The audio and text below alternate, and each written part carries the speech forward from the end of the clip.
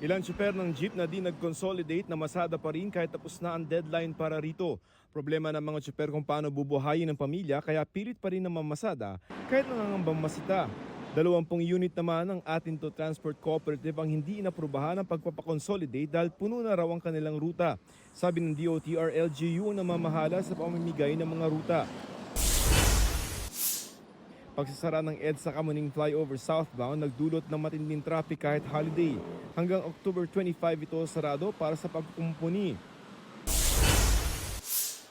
Pagsisante sa isang empleyado dahil nagpositibo siya sa HIV o Human Immunodeficiency Virus, illegal ayon sa Korte Suprema. State of calamity idineklara sa Dingras, Ilocos Norte dahil sa epekto ng El Nino. Mahigit 22 million pesos na ang halaga ng pinsala ng El Nino sa mga pananim. Joseph Morong nagbabalita para sa GMA Integrated News. Mga kapuso, alamin ang State of the Nation. Mag-subscribe sa GMA Integrated News sa YouTube.